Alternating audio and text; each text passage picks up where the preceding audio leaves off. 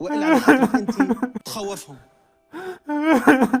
إنا لله وإنا إليه راجعون. وفاة مغني الراي الجزائري الشاب فيصل الصغير قبل قليل في حادث سير مروع بعد أيام قليلة من وفاة محمد بوسماحة. شاهد التفاصيل.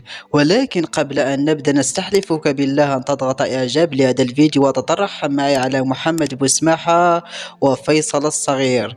قبل أيام قليلة من الآن اهتزت الجزائر والمغرب العربي، وذلك على إثر وفاة الفنان محمد بوسماحة، والذي فارق الحياة على إثر حادث سير مروع. لتهتز الجزائر من جديد قبل قليل على إثر فاجعة أخرى، حيث أفادت المصادر التي وردتنا اللحظة من الجزائر بأن حادث سير مميت وقعت في الطريق الرابط بين وهران والجزائر العاصمة، أودت بحياة نجم الراية الشاب فيصل الصغير فجر هذا اليوم، وارتطمت سيارته بشاحنة من الحجم الكبير، مما استدعى نقله مباشرة وعلى وجه السرعة إلى أحد المستشفيات، حيث لفظ هذا الأخير أنفاسه الأخيرة وينتقل للقاء ربه.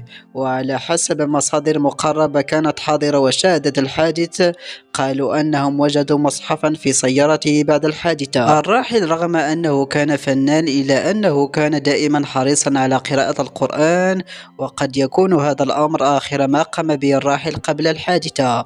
اللهم ارزقنا حسن الخاتمة أنا ومن قال آمين. وإنا لله وإنا إليه راجعون.